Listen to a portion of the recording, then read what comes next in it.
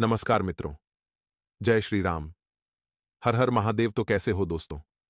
आप सभी, आशा करता हूं कि आप सभी बहुत अच्छे होंगे। प्रार्थना करूंगा ईश्वर से क्या आपको हमेशा खुश रखे, स्वस्थ रखें, स्वस्थ रखें।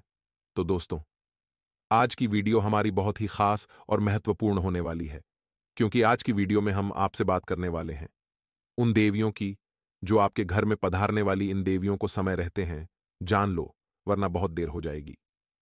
इन देवियों का असली रूप अब आपसे के सामने आने वाला है। तो वीडियो महत्वपूर्ण है, महत्वपूर्ण तथ्यों के आधार पर बनाई गई है। अनुरोध है आपसे इस शुरू से लेकर अंत तक देखें। पसंद आए तो वीडियो को लाइक करें, चैनल को सब्सक्राइब करें, बेल आइकन को प्रेस करें, साथ ही वीडियो को शेयर करना ना भूलें। तो दोस्तों, चलिए बिना किसी देरी के आपका स्वागत करते हैं हमारे यूट्यूब चैनल सच्चा रास्ता पर। तो मकर राशि वालों, कई सालों से यह तीन देवियां आपके घर में रह रही हैं और इन्होंने आपके घर के आसपास एक ऐसा रक्षा कवच बनाया है कि कोई बुरी आत्मा, कोई बुरा प्रभाव या कोई भी नजर दोष या अनजान ताकत आपके घर का, आपके परिवार का बाल भी बांका नहीं कर सकती। आखिर कौन सी है वह शक्ति? और आपने ऐसे कौन से पुण्य कर्म किए हैं? आपने ऐसी कौन सी पूजा पाठ की है? आपने भगवान को किस तरह से प्रसन्न किया है? वह आपको आज की वीडियो में पता चलेगा। जिन लोगों के घर पर इस तरह की सुरक्षा नहीं है, भगवान का आशीर्वाद नहीं है, उन लोगों को क्या करना है वह भी वीडियो में आज की बताया जाएगा। तो बस थोड़ा सा समय निकालिए जरूर और आज की वीडियो को अंत तक देखिएगा जरूर। लाभ आपको बहुत ज्यादा होने वाला है। सबसे पहले, जितने भी यहां पर माता रानी के सच्चे भक्त हैं वे इस वीडियो को लाइक जरूर करें और कमेंट बॉक्स में जय माता दी सच्चे मन से लिखिएगा। आपके भी सारे बिगड़े काम बन जाएंगे। दोस्तों, हमारी जिंदगी में जब भी हम जीवन में आगे बढ़ते हैं, हमारे टांग खींचने वाले लोग बहुत ज्यादा बढ़ जाते हैं, क्योंकि जो जिंदगी है ये कबड्डी की तरह है। यहां पर जैसे ही कोई सफलता की लकीर को छूना चाहता है, वैसे ही लोग उसकी टांग खींचने लगते हैं। ऐसे में बहुत ज्यादा जरूरी है कि भगवान का साथ आपके पास हो। ऐसे में बहुत ज्यादा जरूरी है कि भगवान का विश्वास आपके साथ हो। और वह इंसान जीवन में कभी हार नहीं सकता जिसके ऊपर स्वयं परमात्मा का हाथ होता है। लेकिन सवाल ये उठता है कि हम परमात्मा का आशीर्वाद कैसे प्राप्त करें? और वो है दोस्तों, निरंतर उनके नाम जाप से। आप कुछ भी हो जाए, कैसी भी परिस्थिति बन जाए, रोजाना मंदिर जाने का नियम अपनाना शुरू करिए। कई लोग हमारा जब कुछ बिगाड़ नहीं पाते तो तंत्र मंत्र का सहारा लेने लगते हैं। ऐसे लोग हमें गिराने के लिए किसी भी हद तक जा सकते हैं। लेकिन शास्त्रों में भी लिखा हुआ है कि जो भगवान का भक्त होता है, जिसे भगवान पर विश्वास होता है, इस प्रकार के तंत्र मंत्र उसका बाल भी बांका नहीं कर पाते। उसके ऊपर इस तंत्र मंत्र का कोई असर ही नहीं होता, क्योंकि ऐसे भक्तों के घर पर स्वयं देवी मां रक्षा कवच लगाती है। यानी कि यह शक्ति स्वयं आपके घर की रक्षा करती है। आपके घर में नकारात्मक ऊर्जा है, अगर होगी तो कभी भी देवी मां का प्रवेश आपके घर में नहीं हो पाएगा। और सवाल यह उठता है कि नकारात्मक ऊर्जा हमारे घर में आखिर होती कब है? जब दोस्तों आपके घर में सुबह शाम सही समय पर झाड़ू नहीं लगती, पोछा नहीं लगता, तो समझ सकते हैं कि गंदी वाधा कितना ज्यादा हो जाता होगा। इसके अलावा जब गंदी वाधा होता है, स्वच्छता नहीं होती, तो परिवार के सदस्यों के दिमाग अपने आप ही अस्त व्यस्त हो जाते हैं, क्योंकि उस घर में नेगेटिव एनर्जी आने लगती है। जहां पर स्वच्छता होगी वहीं पर सकारात्मकता होगी, जहां पर अस्वच्छता होगी वहां नकारात्मकता का आना तय है। तो ऐसे में जो दिमाग है सभी के अस्त व्यस्त हो जाते हैं। आपस में वे लोग लड़ने लगते हैं, प्रॉपर्टी का बंटवारा करने लगते हैं, एक दूसरे को गाली गलौज करने लगते हैं। अब पारिवारिक माहौल तो पूरी तरह से खराब हो गया। अगला दोस्तों, बच्चों पर भी इसका बहुत बुरा प्रभाव पड़ता है।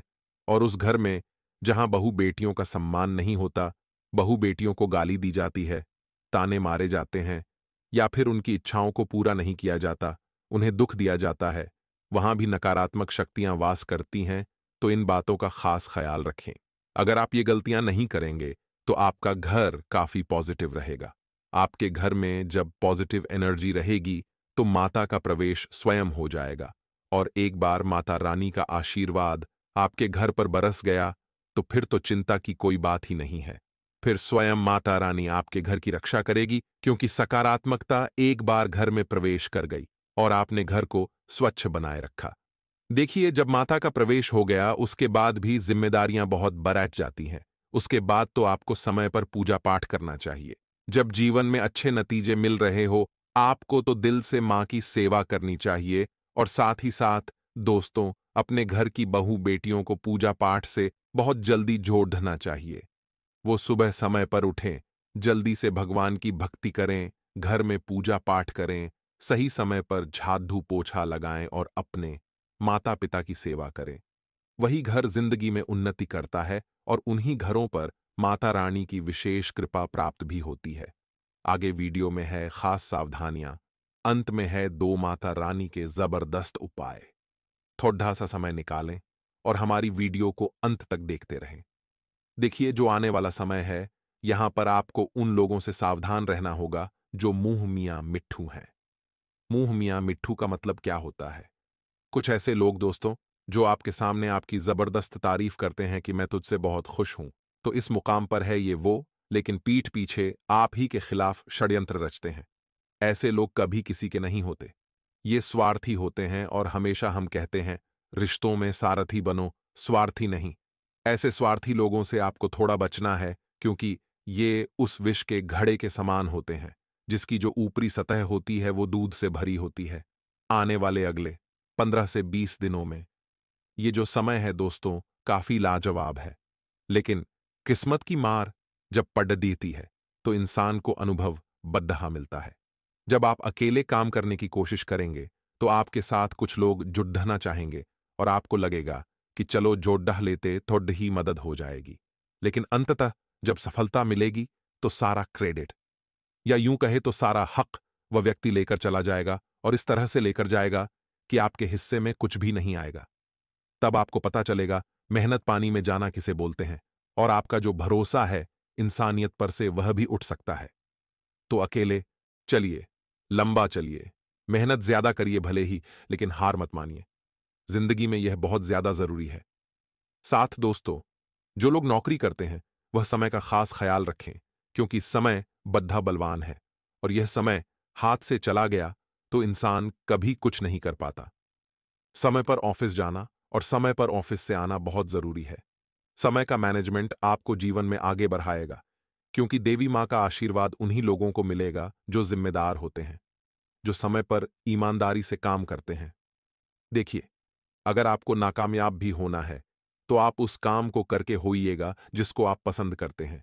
आपके दिमाग में, आपके मन में संतुष्टि रहेगी कि मैंने वह किया जो मेरा दिल चाहता था। मन में कभी यह भाव नहीं रहेगा कि मुझे एक बार ट्राई करना था, मुझे एक बार उसमें प्रयास करना था और जरूरी नहीं है आप नाकामयाब होंगे। अगर देवी मां का आशीर्वाद रहा, देवी मां की आपके ऊपर मेहरबानी रही, तो आप पास भी हो जाएंगे, आप सफल भी हो जाएंगे। चिंता मत करिए। सभी विद्यार्थियों के लिए प्रतियोगी परीक्षा में सफलता की संभावनाएं बहुत बढ़िया बन रही हैं, लेकिन आपको हर चीज को प्रैक्टिकली देखकर चलना है। आपको सट्टेबाजी नहीं करनी है, सोच समझकर हर चीज को करना है। आपके आने वाले भविष्य के लिए यह बहुत अच्छा रहेगा। दाम्पत्य जीवन में खुशियों का समावेश रहेगा।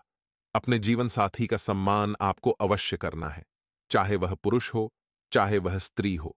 दोनों एक दूसरे का सम्मान करेंगे, तभी आपकी गाड़ी जो है वह सही ढंग से चलती रहेगी, क्योंकि रिश्तों में सम्मान की बहुत जरूरत होती है। आप अपने जीवन साथी पर पैसा लुटाइए या न लुटाए, लेकिन अगर उन्हें सम्मान देना शुरू कर देंगे तो वैसे ही उनका प्यार आपके लिए बहुत ज्यादा बाहर जाएगा, क्योंकि लड़डैचकियों को रिस्पेक्ट चाहिए होती है और एक सम्मान चाहिए होता है। जिंदगी उनकी यूं ही फिर आपके ऊपर न्योछावर कर देती है। दोस्तों, हम अक्सर देखते हैं कि हमारे घर में सुख शांति बनी रहती है, हमारे घर में कलेश नहीं होता, परिवार के सदस्य मिलजुल कर रहते हैं, या फिर लगातार पैसों की प्राप्ति हो रही होती है, तो इसका एक ही मतलब निकलता है, दैवीय शक्तियों की खास कृपा आपके घर में है। लेकिन क्या हर घर में देवी शक्तियों की कृपा रहती है? क्या हर घर में देवियों का आशीर्वाद रहता है? तो एक बात का ध्यान रखिएगा, जिस घर में शुद्धि होती है, जिस घर के लोग परोपकार के कार्य करते हैं, जिस घर में शाम के समय कलेश नहीं मचता, जिस घर में सुबह सही समय पर पूजा पाठ और झाड़ू पोछा हो जाता है, जिस घर के लोग रोजाना नित्य प्रतिदिन भजन सुनते हैं भजन गाते हैं और सामने वाले को भी भजन सुनाते हैं। ऐसा घर पूरी तरह से सकारात्मक ऊर्जा से ओतप्रोत होता है। ऐसे घर में सदैव देवियां निवास करती हैं, क्योंकि यहां पर नकारात्मक शक्तियां फटक ही नहीं सकती, क्योंकि उन्होंने अपने शुद्ध कर्मों से उस घर को एक मंदिर के समान बना लिया है। और मंदिर में कभी भी गलत शक्तियां, नकारात्मक शक्तियां, शैतानी शक्तियां नहीं आ सकती। वह केवल और केवल शुभ शक्तियां ही आ सकती है। वह केवल और केवल देवियां ही आ सकती है। और ऐसा घर जब आपका बन जाता है तो दिन दुगनी रात चौगुनी तरक्की होती है। उस इंसान के काम कभी नहीं रुकते। उसके घर को कभी नजर दोष का सामना नहीं करना पड़ता। घर के सदस्यों को कभी नजर नहीं लगती। यहां तक कि अगर कोई इंसान आपके ऊपर किसी प्रकार का तंत्र मंत्र काला जादू करवाता है तो उसका असर भी बेअसर हो जाता है। लेकिन दोस्तों, भारत के अधिकांश घरों में आज के इस दौर में एक चीज बहुत ज्यादा सामान्य है, और वह है जलन भावना। आजकल हम एक दूसरे से इतना ज्यादा जलने लगे हैं कि जो जलन भाव है हमारे रिश्ते में कटुता लाने लगा है। जैसे कि हमारे पड़ोसी कुछ खरीद कर ले आए या फिर उन्होंने कोई मुकाम हासिल कर लिया तो आप उनसे जलने लगते हैं। करीबी रिश्तेदार आपसे जलने लगते अगर आप कुछ घर में लेकर आ गए। स्थितियां तो यहां तक बन चुकी है कि जब हम घर में कुछ खरीद कर लाते हैं तो हम हमारे रिश्तेदारों को तो बताते भी नहीं हैं, क्योंकि हमें ऐसा लगता है कि अगर हम उन्हें बताएंगे तो उन्हें ऐसा लगेगा तो बहुत कमा रहे हैं, भले हमने एक RS1 जोड़ करके वह चीज ली हो। ऐसा आपके साथ भी हुआ होगा, नीचे कमेंट बॉक्स में बताइएगा। तो इस वजह से दोस्तों, घर का माहौल धीरे धीरे बिगड़ना शुरू हो जाता है। और सबसे पहला कारण है जलन भावना। किसी से भी जैलिया मत, क्योंकि हर इंसान का एक समय होता है और समय के अनुसार ही सबको मिलता है। आज हमें ऐसा लगता है कि वह सफल हो रहा है, हमने हो रहे हैं तो देखे। सूर्य और चंद्रमा दोनों की आपस में कोई तुलना नहीं है, लेकिन जिस समय जो आता है वह चमकता है। अब हम आपको यही समझाना चाहते हैं कि जब आपका समय आएगा तो आप भी चमकेंगे। निराश मत होइए। आगे वीडियो में कुछ महत्वपूर्ण सावधानियां बताने जा रहे हैं और अंत में 2 उपाय भी तो दिए जाएंगे। इसीलिए थोड़ा सा समय आप जरूर निकालें और हमारी आज की वीडियो को बिल्कुल अंत तक देखें, क्योंकि हम गारंटी के साथ कहते हैं, जो इंसान आज के इस वीडियो को अंत तक देख लेगा, ये 3 देवियां उसके ऊपर इतनी मेहरबान होगी कि उनके सारे रुके हुए काम बन जाएंगे। दोस्तों, लेकिन सवाल यह उठता है कि आखिर कौन सी वह देवियां हैं जिनका आशीर्वाद आपके घर को मिल रहा है। आखिर आपके घर के लिए रक्षा कवच कौन देवी बन रही है? तो आपके ऊपर माता सरस्वती, माता लक्ष्मी और माता काली की कृपा बनी हुई है। आपको माता वैष्णो देवी की भी पूजा करनी चाहिए और साथ ही साथ दोस्तों, घर की कुल देवी का भी ध्यान रखना चाहिए, क्योंकि कहते हैं ना, मां तो मां होती है, चाहे वो आपकी मां हो या संसार की मां। वो अपने बच्चों को सदैव विनम्रता के भाव से देखती है। वो अपने बच्चों को सदा प्रेम के भाव से देखती है, और बच्चे कुछ गलती कर भी देते हैं तो एक मां उन्हें खुशी खुशी माफ कर देती है। उसी प्रकार से आपके लिए भी ये कि जननी माता वैष्णो देवी आपके जीवन में बहुत सारी खुशियां लेकर आने वाली है। कमेंट बॉक्स में जय मां वैष्णो देवी जो भी लिखेगा उसकी मनोकामना जरूर पूर्ण होगी। लेकिन दोस्तों, इतना ध्यान रखें कि माता को बिल्कुल भी पसंद नहीं है बेईमानी।